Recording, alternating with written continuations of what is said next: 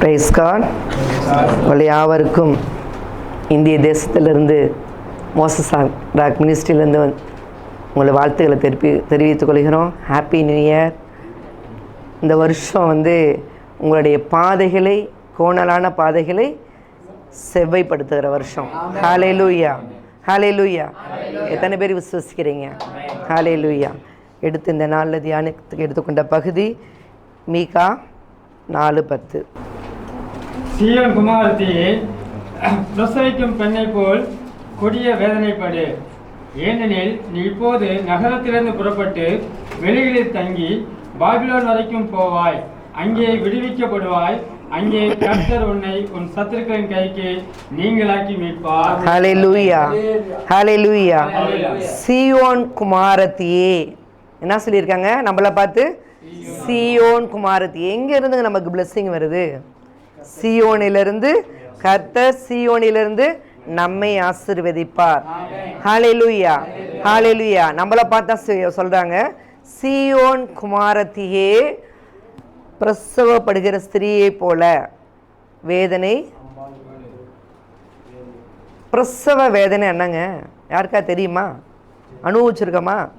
அனுபவிச்சிருக்கோம் தானே? ஜென்ஸுக்கு தெரியாது, ஆனால் அங்கே லேடிஸ் அனுபவிச்சிருக்கோம். அப்படி தானே? ஹல்லேலூயா. அனுபவிக்காதவங்க சொல்கிறோம், கேட்டுக்கங்க. பிரசவ வேதனை அப்படிங்கிறது அதை விட ஒரு வேதனை இல்லை. ஹல்லேலூயா. அதோட ஒரு வேதனை இல்லை. கடைசி வேதனை அதான். ஒரு மரணம், இல்லைன்னா ஜீவன் உண்டாகணும், இல்லைன்னா மரணம் சம்பவிக்கணும். அப்படி தானே? இந்த பிரசவ வேதனை, அந்த வழியில் கடந்து போகிறவங்களுக்கு தான் தெரியும். பிரசவ வேதனை முடிஞ்சோன்னு என்ன ஆகும்? அழகான ஒரு பெண் குழந்தையோ, அழகான ஒரு ஆண் குழந்தையோ ஒரு மகிமையாக நம்மள்ட்ட கொடுப்பாங்க. அப்படி தானே? அந்த வழியில் கடந்து போகிற ப்ராசஸை நம்மளால் என்ன செய்ய முடியாது? தாங்க முடியல. என்ன பண்ணுறதுன்னு நம்ம தெரியல. நமக்கு அந்த வழியில் போகிறப்ப உழற்றோம், இது பண்ணுறோம், பேசுகிறோம், ரொம்ப அங்கலாய்ப்புக்குள்ளே நம்ம என்ன செய்கிறோம்? கடந்து போய்கிட்டோம். அப்படி தானே? இப்போ நம்ம சூழ்நிலை அப்படி தான் இருக்குது. ஏதோ ஒரு வேதனை நிமித்தம் நம்ம என்ன பண்ணுறோம்? பக்கத்துக்காரங்கிட்ட சொல்கிறோம், புலம்புறோம், தவிக்கிறோம், என்னென்னமோ பண்ணுறோம். ஆனால் முடிவில் அது மகிமையாக விளங்குன்னு நமக்கு தெரியல. தெரியாதனால நம்ம என்ன சொல்கிறோம்? மற்றவங்கள்ட்ட போய் புலம்பி இருக்கிறோம். ஆண்டவருடைய சமூகத்துக்கு போக முடியாமல் அவ்வளோ ஒரு வேதனை மத்தியில் நம்ம என்ன செய்கிறோம்? கடந்து நம்ம சென்றிருக்கோம். 1 கொரிந்தியர் 10:13 வாசிங்க. 1 கொரிந்தியர் 10:13. மனிதருக்கு நேரிட சோதனையே அல்லாமல் வேறு சோதனை உங்களுக்கு நேரிடவில்லை. போதும். மனிதனுக்கு நேரிட சோதனை அல்லாமல் வேறு சோதனை நமக்கு இல்லை. எல்லாருக்கும் சோதனை இருக்கும். அப்படி தானே? எல்லாருக்கும் சோதனை இருக்க தான் செய்யும். ஆனால் அதை மேற்கொள்ளும் பொழுது நமக்கு ஒரு ஜீவ கிரீடம் இருக்குன்னு உலகத்தானுக்கு தெரியாத, ஆனால் நமக்கு தெரியும். ஹல்லேலூயா. நமக்கு தெரிஞ்ச அந்த வலி நம்மக்கிட்ட இல்லைங்க. ஹல்லேலூயா. அந்த தெரிஞ்சால் நம்மக்கிட்ட அந்த வலியை நம்மளே எடுத்து போட்டுருவோம். ஹல்லேலூயா, ஹல்லேலூயா. எல்லாரும் ஒரு வழியில் நம்ம ஒவ்வொரு நாளும் என்ன செய்கிறோம்? நம்ம ஒவ்வொரு வழியில் நம்ம கடந்து சொல்லிகிட்டே இருக்கோம். அப்படி தானே? நானும் ஒரு வழியில் கடந்து போனேன்.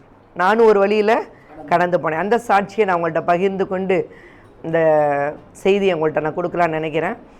என்னுடைய வாழ்க்கையில் பார்த்தா எங்களுக்கு 99 மேரேஜ் ஆச்சு. மேரேஜ் ஆன உடனே நான் கன்சீவ் ஆனேன். கன்சீவ் ஆகி 3 மந்த்ஸில் எனக்கு கவர்மெண்ட்டில் வேலை கிடச்சிச்சு. வேலைக்கு போய் ஒரு 2 மந்த்ஸ் நான் ஒர்க் பண்ணிகிட்டு இருக்கப்போ எனக்கு ஒரு சிவியர் பெயின், ஸ்டமக் பெயின் ஹாஸ்பிட்டலுக்கு கொண்டு போய் செக் பண்ணப்போ ஓகே அப்படின்னு சொல்லி அவங்க என்ன பண்ணிட்டாங்கன்னா, உங்களுக்கு அபார்ஷன் ஆகிற மாதிரி இருக்குது, வெயிட் பண்ணுங்கன்னு ஒரு டே எங்களுக்கு அட்மிட் பண்ணாங்க. அட்மிட் பண்ணி இன்ஜெக்ஷன் போட்டாங்க. எதுவுமே இல்லை, அபார்ஷன்லாம் ஆகலை, நீங்கள் வீட்டுக்கு போகலான்னு சொல்லிட்டாங்க. நானும் அதோட அந்த ட்ரீட்மெண்ட் எடுத்துகிட்டு என்ன செய்யிட்டேன்? வீட்டுக்கு நான் போயிட்டேன். போனதுக்கப்புறம் பார்த்தா எங்களுக்கு ஒவ்வொரு மாதமும் கடந்து போய் அந்த 9 மந்த்ஸ் வந்துச்சு. நல்ல ஒரு ஆண் குழந்தை எங்களுக்கு ஆண்டவர் கொடுத்தாரு. என்ன கொடுத்தாங்க? அந்த குழந்தைய கொடுத்தோன்னே எல்லா தாயும் சந்தோஷப்படுவாங்க. ஆனால் நான் துக்கித்து அழுதேன். ஏன்னா அந்த குழந்தைக்கு 2 காதுமே இருக்காது. 2 காதுமே இல்லை. யூரின் போகிற சும்மா ஒரு மிளகு மாதிரி இருந்துச்சு அந்த இடம். பார்த்தோன்னே எந்த தாய்க்கும் எப்படி இருக்கும்? பயங்கர வலி. அந்த வலியோட மக்கள் பேசிய வார்த்தைகள் பயங்கர வலி.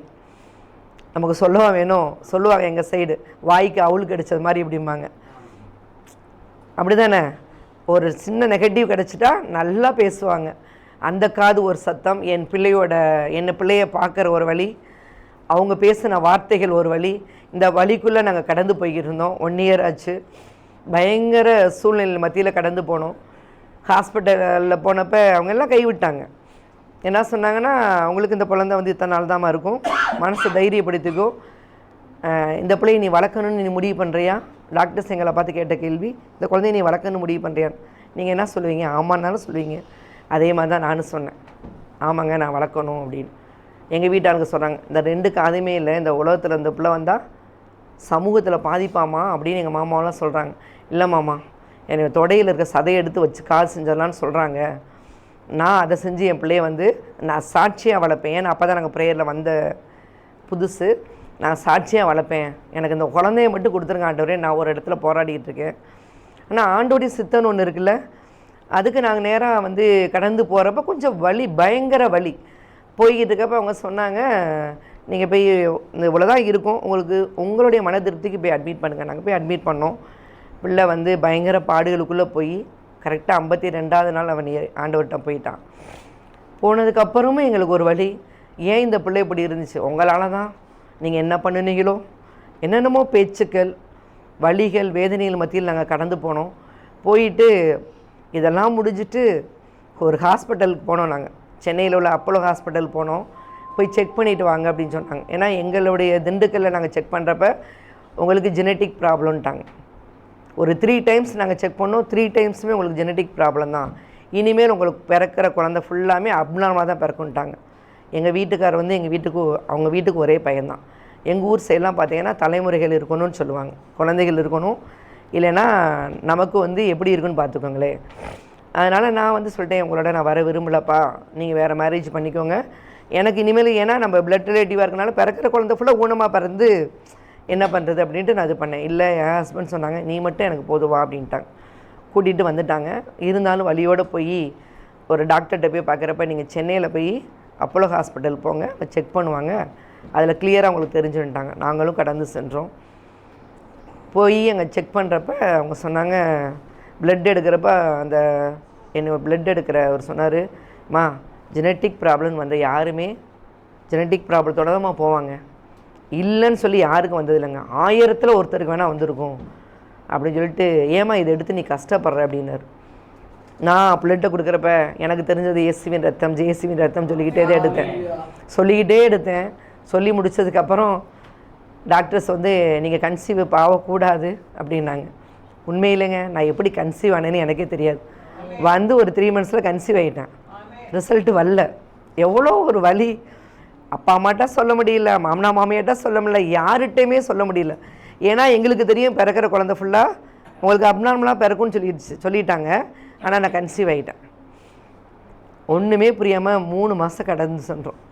எங்களுக்கு தெரிஞ்ச ஒரு ஃப்ரெண்டு வந்தாங்க, அவங்கள்ட்ட சொன்னோம், நான் இப்போ கன்சீவாக இருக்கேன், அபார்ஷனும் பண்ண முடியான்ட்டாங்க, என்ன பண்ணுறதுன்னு தெரியலையே அப்படின்னு சொல்லிட்டு ரொம்ப வலியோடு அழுதுட்டு இருக்கப்போ அவங்க போய் எங்கள் மாமனா மாமியார்ட்ட சொல்லி கூட்டிகிட்டு வந்தாங்க. பயப்படுறாங்க பிள்ளைங்க உங்கள்கிட்ட சொல்கிறதுக்கு. ஆமாம் ஒன்றும் இல்லை அப்படின்னு சொல்லிட்டு இது பண்ணாங்க. ஆனால் அந்த 9 மாதம் நாங்கள் பட்டப்பாடு கொஞ்சம் நெஞ்சம் இல்லை. 5 மந்த் வரலும் அவங்க சொன்னாங்க, பொம்பளை பிள்ளையா பிறந்தா மாறிடும் அப்படின்னாங்க, ஊனம் இருக்காது, மாறிடும் கூட சொன்னாங்க.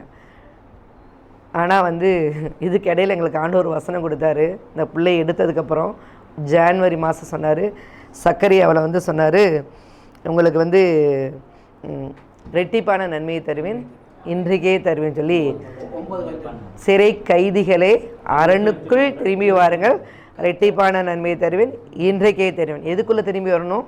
அவருடைய அரணுக்குள் திரும்பி வரணும். நம்மளாம் கைதியாக இருக்கக்கூடாது, ஃப்ரீடமாக அவர்கிட்ட வந்துடணும். வந்ததுக்கப்புறம் அவர் வந்து என்ன செய்வார்? ரெட்டிப்பான நன்மையை தருவேன். எங்களுடைய வாழ்க்கையில் இது நடந்துச்சு. சரிங்களா? 5 மாதத்தில் சொன்னாங்க அவன் ஆம்பளை பிள்ளைன்னாங்க. நாங்கள் நினச்சிக்கிட்டு இருக்கிறோம் இது பொம்பளை பிள்ளை, ஒரு வேளை மாறி இருக்குமோனோ. மனுஷ சிந்த பேசுது, இது பொம்பளை பிள்ளையாக இருந்தால் நம்மளுக்கு நல்ல பிள்ளையாக இருக்கும்ப்பா அப்படின்னு எங்களுக்குள்ளேயே நாங்கள் பண்ணிக்கிறோம். உங்கள் ஊரில் சொல்லிடுறாங்களா என்ன பேபின்னு, எங்கள் ஊரில் சொல்ல மாட்டாங்க, அது சட்டப்படி குற்றம். அதனால் எங்கள் ஊரில் சொல்ல மாட்டாங்க.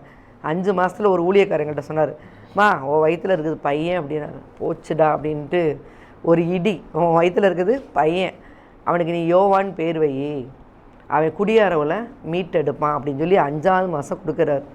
எப்பா நீ சொல்லிடுற, என் வயிற்றுக்குள்ளே எப்படி இருக்குன்னு தெரில அந்த பிள்ளை, நான் துடிச்சிக்கிட்டு இருக்கேன்.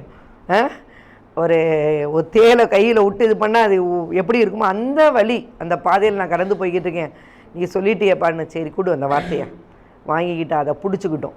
ஆண்டவரே நீங்கள் கொடுத்தீங்க, நீங்கள் சொன்னீங்கல்ல ரெட்டிப்பான நன்மையை தருவேன், இன்றைக்கே தருவேன்னு சொன்னீங்கல்ல, அந்த வார்த்தையை பிடிச்சிக்கிட்டு சரி உன்னை இழந்தோம் உன்னை பெற்றுக்கிட்டோன்னு சொல்லி எப்போ எனக்கு நேரம் கிடைக்குதோங்க நான் ஒர்க் பண்ணுறேன். நைட்டாக பகலாக எந்த நேரம் இருந்தாலும் அந்த வயிற்றில் கை வச்சுருவேன். ஆண்டவரே இன்னைக்குரிய வளர்ச்சி நல்லதுபடியாக கொடுங்க, பரிபூர்ணமாக இருக்கணும், பரிபூர்ணமாக இருக்கணும், பரிபூர்ணமாக இருக்கணும்.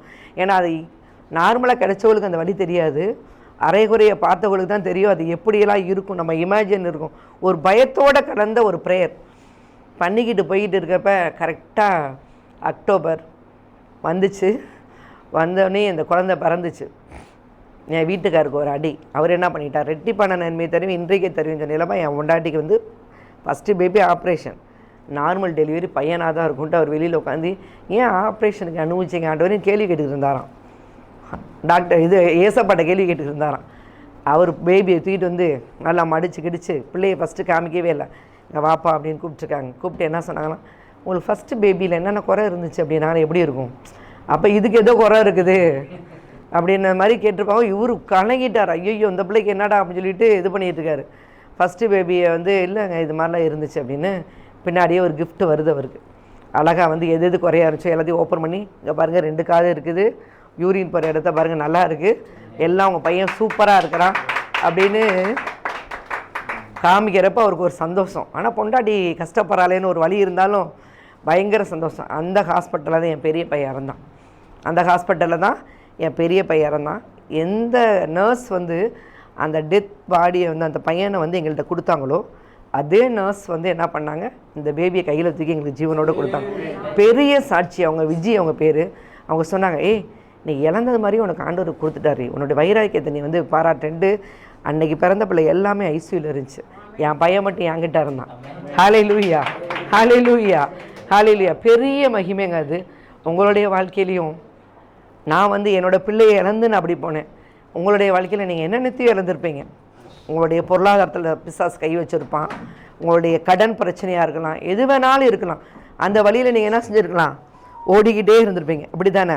அது உங்களுக்காக தான் அந்த வசனையை வந்து 1 கொரிந்தியர் வாஸ்தவமாக சோதனையை சகிக்கிற மனுஷன் பாக்கியவான். நான் சகிச்சு கொண்டேன், நான் பாக்கியவான அந்த இடத்துல வந்து நிற்கிறேன். ஹல்லேலூயா, ஹல்லேலூயா, ஹல்லேலூயா. எப்படி இந்த வார்த்தையை நம்ம பெற்றுக்கொள்கிறோம் அப்படின்னா, செப்பனியா 3:15 பிரகாரம் நிறைய நாங்கள் வந்து சோர்ந்து வச்சுக்கிறோம். ஒருத்தர் எடுத்து வாசிங்களே. செப்பனியா 3:15. இஸ்ரவேலின் தேவனாகிய கர்த்தர், மனுஷன் நம்ம கூட இல்லைங்க, யார் இருக்கா? இஸ்ரவேலின் தேவனாகிய கர்த்தர் நான் உங்கள் நடுவில் இருக்கிறேன், இனி தீங்கை காணாது இருப்பான். எத்தனை பேர் விசுவசிக்கிறீங்க?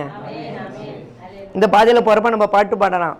அக்கினியில் நடந்து வந்தோம், சேதம் ஒன்றும் இல்லையப்பா, தண்ணீரை கடந்து வந்தோம், நாங்க மூழ்கி போக இல்லையப்பா, உங்க கிருபை எங்களை விட்டு இமை பொழுதும் விலகலப்பா. இமைனா இப்படி தாங்க ஆக்ஷன் பண்ணுங்க. இமை பொழுதும் விலகலப்பா. இந்த வந்து விசுவாசத்தை வந்து நம்ம எப்படி வந்து நம்ம ஹேண்டில் பண்ணுறது? நீங்கள் எடுத்து வாசித்தீங்கன்னா லூக்கா 8ஆம் அதிகாரம் 49லேருந்து 55 வரலாம் பார்த்தீங்கன்னா, அவனை நோக்கி உம்முடைய குமாரத்தி மரித்து போனார், போதகரை வருத்தப்படுத்த வேண்டாம் என்றார். உடியாந்து ஒருத்தர் என்ன சொல்கிறான், அவன் செத்து போயிட்டாப்பா, நீ ஏப்பா போய் போதகரை டிஸ்டர்ப் பண்ணுற அப்படின்னு சொல்லி. என்ன சார் நம்மளுடைய வாழ்க்கையில் அப்படி தான் சொல்லுவாங்க. உனக்கு எல்லாம் முடிஞ்சு போச்சு, நீ போய் என்ன போய் அங்கே போய் உட்காந்து அல்லையான்னு கத்தணும்னு உனக்கு எல்லாம் முடிஞ்சிருமா, வந்துடுமா சொல்லுவாங்கப்பா. இந்த உலகம் சொல்லும், எல்லாம் முடிஞ்சு போச்சு, உன் கடையில் ஒன்றுமே இல்லை, உன் வீட்டில் கடன் பிரச்சனை ஜாஸ்தியாகிடுச்சு, கடன் மூழ்கி போயிட்ட, நீ போய் அப்பா அம்மானாலும் உனக்கு இனிமேல் என்ன செய்ய முடியாது, அந்த வீட்டது எல்லாம் எதெல்லாம் ஒதுங்குகடா அப்படின்னு சொல்லிட்டு என்ன பண்ணுற, எல்லாம் வெளியில் போ அப்படின்ட்டு என்ன பண்ணுறாரு இயேசு. அங்கே அழுதுகிட்டு இருக்க சத்தத்தை கேட்டு செத்து போயிட்டாங்கன்னா அவங்க அழுகுறாங்க. அழுதுகிட்டு இருக்க சத்தத்தை கேட்டு எல்லாம் கொஞ்சம் நேரம் வெளியில் போங்கப்பா அப்படின்ட்டு என்ன செய்கிறாங்க, இயேசு உள்ளே நுழையிறாரு. மகள் நித்திரையில் இருக்கிறாள். என்ன செய்கிறா, நமக்குரிய பிளெஸ்ஸிங்கை இடையில இப்படி தான் பூதுவான் பிசாசு. கடன் இவ்வளோ இருக்குதுப்பா, வட்டி குட்டி போட்டுருச்சு, உனக்கு வட்டி குட்டி நீ இயேசுக்கிட்ட போனோடனே உனக்கு எல்லாம் எப்படி வரும்? உடைக்காமல் வந்துடுமா? எப்படி இவ்வளோ கடனை அடைப்ப? சத்தம் கேட்கும். ஆனால் ஆண்டோடைய சத்தத்தை இந்த வாயில் கேட்குறப்ப அவருடைய சித்தம் நம்முடைய வாழ்க்கையில் நிறைவேறும். ஹல்லேலூயா, ஹல்லேலூயா. அவருடைய சத்தம் மட்டும்தான் நம்மளுடைய காதில் கேட்கணும். மனுஷ சத்தத்தை போ இப்படி சார் உதறி விட்டுணும். போ பிசாசே, என் வாழ்க்கைக்குள்ளே வர்றதுக்கு உனக்கு அதிகாரம் இல்லை.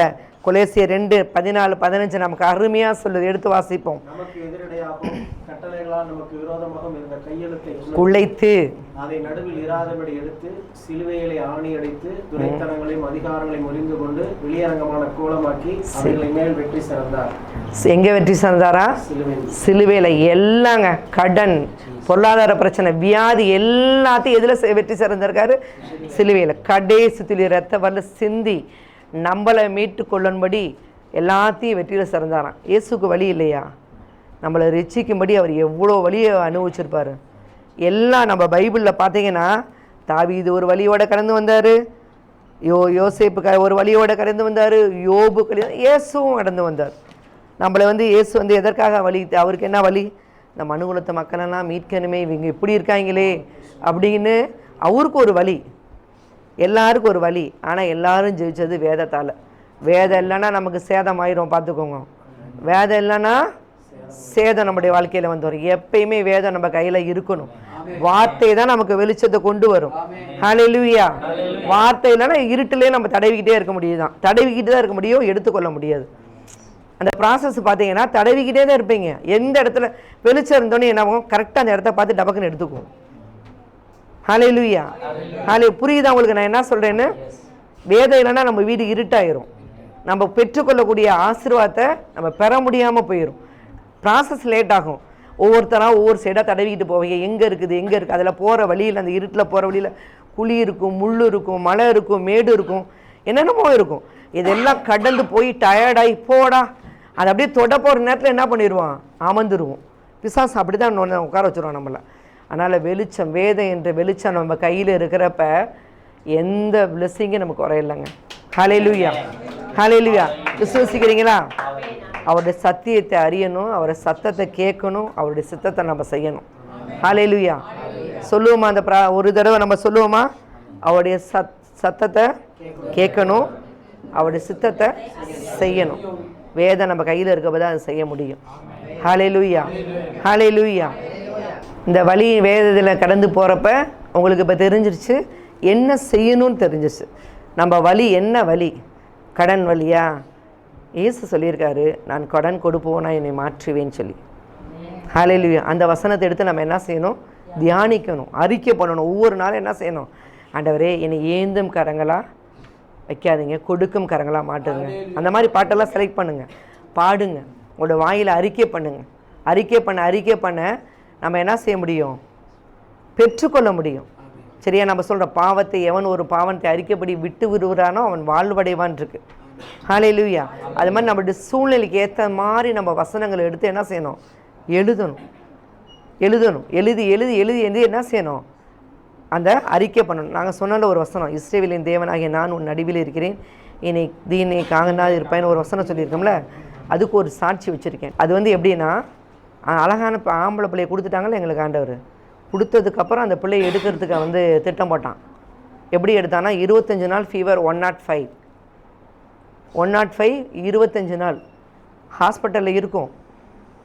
என்னென்னமோ எலி டெஸ்ட், என்னென்னமோ ஃபீவர் டெஸ்ட்டெல்லாம் அவர் எடுத்து முடிச்சிட்டாங்க. கடைசியில் கேன்சர் டெஸ்ட்டு. இதுலூண்டாக இருப்பான், ஒல்லியாக இருப்பான், 1.25 வயசு அவனுக்கு. போன் மாரா பண்ணணுன்னாங்க. ஒரு சில டாக்டர் சொன்னாங்க, நீங்கள் போன் மாரா பண்ணால் ஒல்லியாக இருக்கிறான், எலும்பு உடைஞ்சிச்சுன்னா போன் மாரா பண்ணுறப்பே உங்கள் பிள்ளை இறந்துருவான்னு ஒரு டாக்டர் சத்தம். இன்னொரு டாக்டர் சத்தம் அவன் எடுத்தால் தான் நாங்கள் ட்ரீட்மெண்ட் கொடுக்க முடியும், ஒருவேளை கேன்சராக இருந்தால் அந்த ட்ரீட்மெண்ட் நம்ம ஆரம்பிக்கலாம் அப்படிங்கிற இன்னொரு சத்தம். நிறையா சத்தத்தை எங்கள் காதில் வாங்கிட்டு ஆண்டோடைய சித்தத்துக்கு நேராக நாங்கள் முட்டி போட்டோம். 2 பேர் என்ன செஞ்சோம்? முட்டி போட்டோம். எல்லாரையும் ஏசு எல்லாத்தையும் வெளியே துரத்துன மாதிரி நாங்கள் எல்லாத்தையும் வெளியே சொல்லி கதவை தாழ்த்திட்டு யார் உள்ளே வராங்கன்னு 2 பேர் முட்டி போட்டோம். முட்டி போட்டு ஆண்டவரை பார்த்தப்போ தான் ஆண்டவர் எங்களுக்கு சொன்னார், இஸ்ரவேலின் தேவனாகிய நான் உன் நடுவில் இருக்கேன், இனி நீ தீங்கை காணாதிருப்பேன்னு ஒரு சத்தம் வந்துச்சு.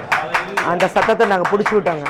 அந்த சத்தத்தை நாங்கள் பிடிச்சிக்கிட்டு வந்தாங்க, டாக்டர்ஸ் வந்தாங்க, டூல்ஸ்லாம் வந்துருச்சுங்க. அவங்க சொல்கிற வார்த்தை, என்னமோ மரத்தை வெட்ட போகிறது மாதிரி. உங்கள் பையனுக்கு தேவையான டூல்ஸ்லாம் வந்துச்சு, டாக்டர்ஸ்லாம் வந்தாங்க, பிள்ளையை கொடுங்க, ஐசியூவில் போய் தான் அதை பண்ணணுங்கிறாங்க. எங்களுக்கு எப்படி இருக்கும்? ஆண்டோடைய சத்தமாக மனுஷனுடைய சத்தமாக போராடுறோம். இதான் வலி, இதான் கற்ப வேதனை. போராடி இருக்கப்போ ஆண்டோடைய சத்தம் இப்படி சொல்லுது, இல்லை நான் உன் கூட இருக்கேப்பா. இவன் சொல்கிறான், இல்லை அவனுக்கு எல்லாத்தையும் கண்டுபிடிக்கணும் அப்படிங்கிறான். டாக்டர்கிட்ட என்ன தெரியுமா சொன்னோம்? 2 பேரும் பேசிட்டேன்ப்பா, ஆண்டோடைய சித்தம் நமக்கு வார்த்தை கொடுத்துட்டாங்க. என் ஹஸ்பண்ட் என்கிட்ட சொல்கிறார், வார்த்தையை பிடிப்போம், வார்த்தையில் ஜெயம் இருக்குது, நம்ம ஏதோ ஒரு இதுக்காக வேண்டி ஆண்டவர் நம்மளை கொண்டு போகிறார் அப்படின்னு சொல்லிட்டு 2 பேர் பிடிச்சிட்டு தைரியமாக என்ன பண்ணோம், வந்தப்போ டாக்டர்ஸ் வந்தப்போ அவங்க பிள்ளையை ரெடி பண்ணுறதுக்கு கூப்பிட்டாங்க. அந்த நர்ஸ்கிட்ட, இல்லைங்க எங்கள் பெரியலே எனக்கு கொடுக்க மாட்டோம், இந்த டெஸ்ட்டு வேணாம், எங்கள் ஏசப்பா சொல்லிட்டாங்க, எங்கள் கூட இருக்கிறாங்க, நாங்கள் தீங்கே பார்க்க மாட்டோம்னு சொல்லிட்டாங்க, அதனால் நாங்கள் பிள்ளையை தரல. இந்த பிள்ளையை நாங்கள் எங்கள் பிள்ளை நல்லாயிருவான், இந்த டெஸ்ட்டு வேணான்னு சொல்லி நாங்கள் சொல்கிறோம். அந்த பிள்ளை போய் அப்படியே சொல்லி டாக்டர் வேகமாக வர்றார். நீங்கள் படித்த முட்டாளுகளான்னு கேட்டார். நீங்கள் படிச்சிருக்கையில் முட்டாளா நீங்கன்னு சொல்லி ஒரு 3 தடவை கேட்டார். அமைதியாக இருந்தோம். என்னங்க உங்கள் பிள்ளையோட வாழ்க்கையில் விளாட்றீங்க நீங்கள் அப்படின்னார். சரியா, ரொம்ப பிடிவாமல் ரொம்ப 2-3 தடவை அலைய விட்டாங்க அவங்கள. ஏமா இன்னொரு இடம் கேட்டு வர சொன்னார். ஏன்னா ஃபஸ்ட் இடம் நம்ம கடினமாக இருப்போம், 2வது இடம் கேட்டு கூட கொஞ்சம் 3வது இடம் வரப்போ சரிங்க அப்படின்னு நான் கொஞ்சம் அவரை இது பண்ணிடலாம். 2-3 தடவையுமே ரொம்ப எங்களுடைய ஸ்ட்ராங்காக இருந்துக்கிட்டோம். ஆண்டவர் நம்ம பிள்ளைக்கு சுகம் கொடுப்பார் அப்படின்ட்டு போனோம். ஒரு பெரிய ப்ராசஸ்ஸு. அதில் உன் பிள்ளை இறந்துட்டா, இந்த ஹாஸ்பிட்டலோ இந்த டாக்டரோ யார் பொறுப்பு இல்லை. 3 நாளைக்கு 24 மணி நேரம் உன் பிள்ளைய யாரும் எந்த ட்ரீட்மெண்ட் கொடுக்க மாட்டோம். அவன் ட்ரீட்மெண்ட்டில் தான் ஓடிக்கிட்டு இருக்கிறான். 48 மணி நேரம் 48 மணி நேரம் உங்கள் ரூமுக்கே நாங்கள் வரமாட்டோன்ட்டாங்க. யாருமே வரலங்க எங்கள் ரூமுக்கு. அந்த பெரிய ப்ராசஸ் எழுதி 2 பேரும் கையெழுத்து போட்டோம். அது வரல, கையெழுத்து போகிற வரல என் பிள்ளைக்கு தொட்டு பார்க்குறோம். சொல்லிட்டோம், நம்ம நர்ஸ்கிட்ட சொல்லிட்டோம், தொட்டு பார்ப்போம், குறையில. இப்படி இருந்தான், கை 2 இப்படி இருக்கும், கால் 2 மட்டைக்கு ஒரு சாப்பாடு ஒன்றுமே இல்லை, ட்ரிப்பில் தான் போய்கிட்டு. என்னப்பா நம்ம சொல்லிட்டோம், ஜுரமே குறையில, விசுவாசத்தில் சொல்லிட்டோமேன்னு 2 பேரும் தொட்டு பார்க்குறோம். அவனே வச்சு ப்ரேயர் பண்ணுறோம். கையெழுத்து போட்டாங்க 2 பேரும். அவங்க கொடுத்துருக்கத வாசித்தாங்கல்ல, உன் பிள்ளை மரித்தாலோ, உன் பிள்ளைக்கு ஏதாவது வேறு ப்ராப்ளம் வந்தாலோ, நிர்வாகமோ டாக்டரோ பொறுப்பு இல்லைன்னு அந்த லிட்டரலாக ஜீவனோடு நாங்கள் வாசித்து 2 பேரையும் கையெழுத்து வாங்கிட்டாங்க. 2 பேர் கையெழுத்து போட்டவங்க, நீங்கள் நம்ப மாட்டீங்க. கையெழுத்து வாங்கிட்டு இந்த டிஸ்டன்ஸ் தான் இங்கே இருக்கோம் நாங்கள் பெட்டு. அந்த பொண்ணு வாங்கி ஒரு கால் தான் கேட்டுக்கு அந்த எங்கள் ரூமை விட்டு வெளியில் வச்சுச்சு. அம்மா அப்பா பசிக்குதுன்னு கத்துனான், பேச மாட்டான், இப்படி இருந்தான். 2 கால் விரிச்சிச்சு, ஜம்ப் பண்ணுறாங்க, பெட்டை விட்டு ஜம்ப் பண்ணி குச்சிட்டு எனக்கு பிரியாணி வேணும்னா என் பையன். அப்போ நம்ம அந்த வார்த்தையை கவனிங்க. இதில் நீங்கள் கவனிக்க வேண்டியது, அறிக்கை பண்ணிட்டோம், அதை எழுதிட்டோம், ரொம்ப விசுவாசம். இயேசுவின் நாமத்தினால நான் இது விசுவசிக்கிறேன், எங்களுக்கு ஜெயத்தை கொடுப்பார் ஆண்டவர்னு கையெழுத்து போட்டு நம்ம கொடுக்குறப்ப ஆண்டவருடைய பரலோகம் நம்மளை பார்த்துக்கிட்டு இருந்துச்சு. பரலோகத்துலேருந்து எங்களுக்கு ஜீவனை கொடுத்தாரு. இன்றைக்கி அவனுக்கு 18 வயசு, +2 படிச்சுட்டு இருக்கான் ஜீவனோடு. 2 பிள்ளைகளும் சூப்பர் பிள்ளைங்க, அருமையாக பிள்ளைகள் எங்களை ஆண்டவர் கொடுத்தார். அநேகருக்கு சாட்சியாக இன்றைக்கி எங்களை வச்சுருக்காரு. எங்களை சாட்சியாக வச்ச தேவன் உங்களையும் சாட்சியாக வைப்பாங்க. ஹல்லேலூயா, ஹல்லேலூயா. எத்தனை பேர் விசுவசிக்கிறீங்க? இனிமேல் கடன் பிரச்சனையோ, உங்கள் கடை ஒழுங்காக ஓடல, அவன் செய்வனை வச்சு தான் இவன் நோ, என்னத்தோட யாராலையும் முடியாது. இயேசு ரத்தத்தை கொடுத்து எனக்கு கிரயத்துக்கு வாங்கியிருக்காரு, என்னத்தோட யாராலும் முடியாது. சாத்தானுக்கு சவுக்கடி கொடுக்கணும் இன்னையிலேருந்து நீங்கள். ஹல்லேலூயா. இன்னையிலேருந்து சாத்தானுக்கு சவுக்கடி. ஹல்லேலூயா. நாங்கள் ஜெய கிறிஸ்துவின் பிள்ளைகள். ஹல்லேலூயா. விசுவசிக்கிறீங்களா? ஹல்லேலூயா, ஹல்லேலூயா. உங்களை எப்படி ஆசீர்வதிப்பார் ஆண்டவர்னா, ஆபிரகாமுடைய வாழ்க்கையில் ஆசீர்வதிச்சிருக்காரா? கற்பம் ஒன்றுமே இல்லை. ஏங்க ஆபிரகாமை எவ்வளோ நாள் கழிச்சு கொடுத்து போட்டா பழிய போடுறான்னாராம்.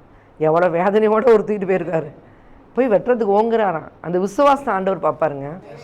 நம்ம ஒரு செயலில் இறங்கிடணும், சரிங்களா? உலகத்தானதே நீ போவாதான், நான் உனக்கு 5 பைசா வட்டியா 2 பைசா வட்டிக்கு வாங்கி தரேன்னு சொல்லுவான். எங்கள் அப்பா இருக்கார், வட்டியே இல்லாமல் கொடுப்பார். ஹல்லேலூயா. வட்டியே இல்லாமல் எங்களை வர்த்திக்க பண்ணுவார். ஹல்லேலூயா. அந்த நம்பிக்கை இருக்கும் நமக்கு. யாக்கோப்பு வாழ்க்கையை ஆசீர்வதித்தவர், ரூத்திவின் வாழ்க்கையை ஆசீர்வதித்தவர். நீங்கள் யோசித்து பார்க்க முடியாத அளவுக்கு தேவன் புதிதாய் உங்கள் காரியத்தை, உங்களுடைய வாழ்க்கையை மாற்றுவார். Hallelujah, hallelujah. Praise God.